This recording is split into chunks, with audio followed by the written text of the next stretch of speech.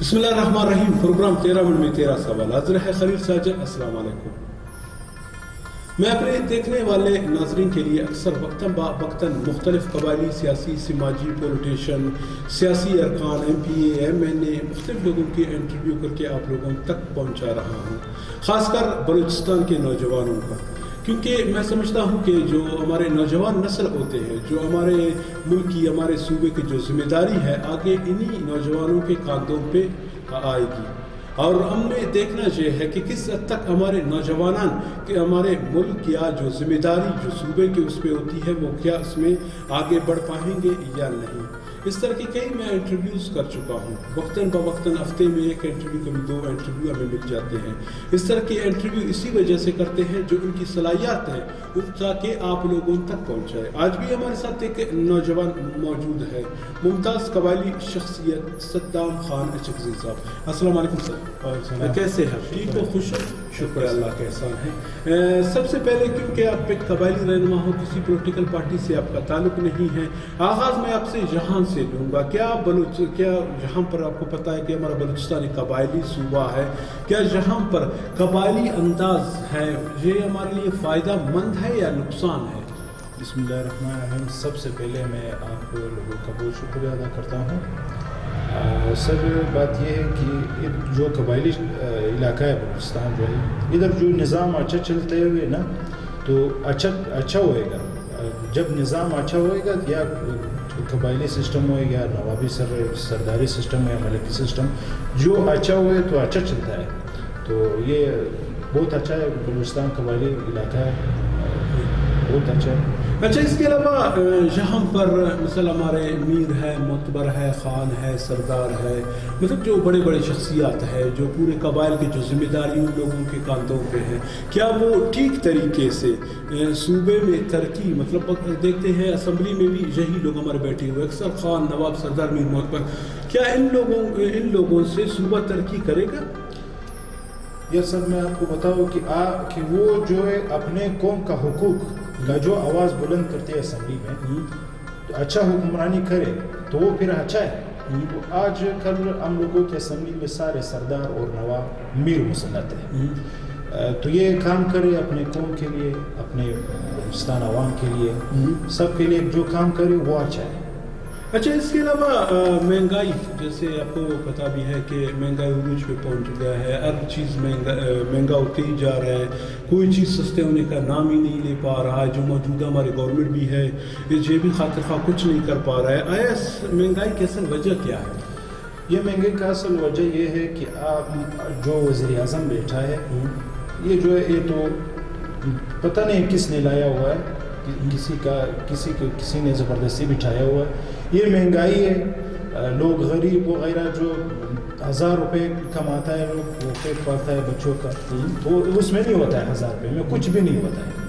1000 रुपये जो रोज़ाना करता है, सब कुछ करता है, तो वो नहीं होता है। तो ये महंगाई है, महंगाई हद से बढ़ गया। टमाटर 1 किलो 180 रुपये का है, चीनी जो है वो 103 रुपये का है, आटा जो है वो कितना तक पहुँच गया। तो ये हाल है, ये महंगाई, मतलब किस तरह इसको कंट्रोल कर सकते हैं? कंट्रोल क्या है इसका? कंट्रोल ये है कि बड़ा मुझे वज़ीर आज़म साहब से वाला हुक्म से अपील जाती है कि ये महंगाई को थोड़ा कम करे, गरीब के ऊपर प्रेशर ना डाले, ये टैक्स मैक्स वगैरह ये सब ख़त्म करे, तो ये लोग गरीब, ये मुल्क जो है तरक्की करता है। जब किसी मुल्क में महंगाई, बेरोज़गारी, वो गुर्बत ज़्यादा होता है। अच्छा, इसके अलावा आपका अलका, मतलब आपको इंटरसिटी भी हो और अलका PB30 है, तो आया अलका PB30 में तरक्याती काम हो रहा है या नहीं? क्या बताऊँ तुम, अभी तक तो नहीं हुआ है। अभी तक तो ये मुंतखब हुकूमत है, ये तो बिल्कुल कुछ भी नहीं हुआ है, कुछ भी नहीं हुआ है। गैस नहीं है हमारे इलाके का, बिजली भी नहीं है, सूरत हाल दरहम बरहम, नालियों का, रोड का, सब कुछ ख़राब है, निज़ाम बिल्कुल ख़राब है।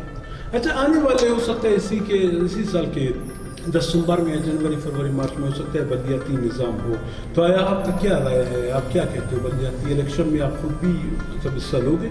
मेरा ये राय है कि मैं खुद इंशाल्लाह बलदियाती इंतखाबात का हिस्सा बनूंगा।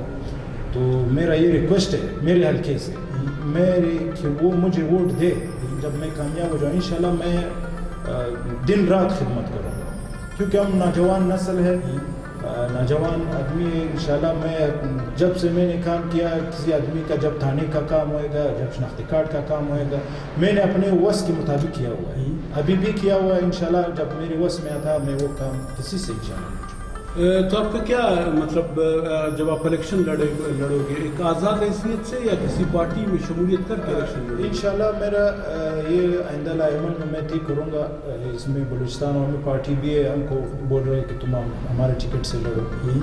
میں خود انشاءاللہ ایک ذہنی فیصلہ کروں گا، میں فیصلہ کر کے انشاءاللہ اپنے دوستوں کے ساتھ پھر انشاءاللہ آئندہ لائمن طے کروں گا انشاءاللہ.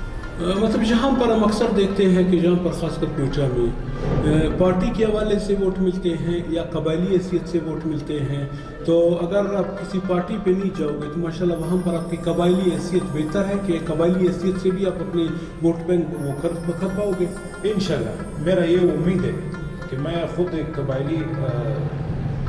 قبائلی شخصیات ہوں. انشاءاللہ میں نے لوگوں کے ساتھ اچھا کیا ہوا ہے، کام کیا ہوا ہے، اس کا انشاءاللہ میں انشاءاللہ یہ امید ہے کہ میں آزاد بھی کھڑا ہو جاؤں، انشاءاللہ میں جیتوں گا انشاءاللہ. اچھا لاسٹ میں جاتے جاتے اس وقت آپ کو ہمارے کئی ویورز دیکھ رہے ہیں، ان کے لیے خاص کر نوجوانوں کے لیے آپ بطور ایک قبائلی شخصیت کیا پیغام دینا چاہو گے؟ میرا یہ پیغام ہے نوجوانوں کے لیے کہ وہ تعلیم کے اوپر توجہ دے.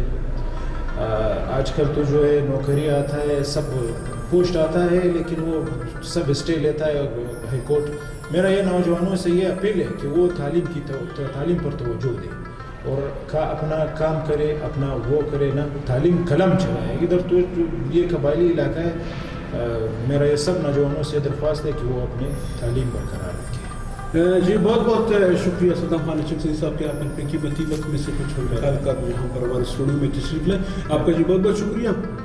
جی آپ لوگوں نے گفتگو سنی ممتاز قبائلی شخصیت صدام خان چکزئی صاحب کی. اس کا بھی یہی کہنا تھا کہ اگر ہمیں آگے بڑھنا ہے، لاسٹ میں اس کا پیغام یہی تھا کہ اگر ہمیں آگے بڑھنا ہے تو ہمیں تعلیم کی جانب توجہ دینی ہوگی، کیونکہ یہ ایک حقیقت ہے کہ وہ قومیں ترقی کرتی ہے جن کی نوجوان نسل تعلیم یافتہ ہو، کیونکہ تعلیم سے سب کچھ ممکن ہے. تعلیم سے انسان میں شعور آ جاتا ہے، تعلیم میں سے انسان اچھے اور برے کی اس میں تمیز آ جاتا ہے. تعلیم ایک ایسی چیز ہے جس کے حاصل کرنے سے آپ کو پتہ چل جاتا ہے. جب بھی کوئی شخص آپ کی دہلیز پر ووٹ مانگنے کے لیے آ جاتا ہے، آپ اس کو پہچان لیتے ہو کہ یہ کیا عارضی طور پہ ہمارے دروازے پہ آئے ہوئے یا مستقل طور پہ کامیاب ہو کے بھی اسی طرح کے طریقے سے ہمارا کام کرے گا. انشاءاللہ لذیذ زندگی اور صحت رہی. آنے والے پھر ایسے کسی شخصیت کو پروگرام میں لے کر حاضر ہو جائیں گے. اس وقت تک کے لیے خلیل صاحب کو اجازت دیجیے. اللہ حافظ.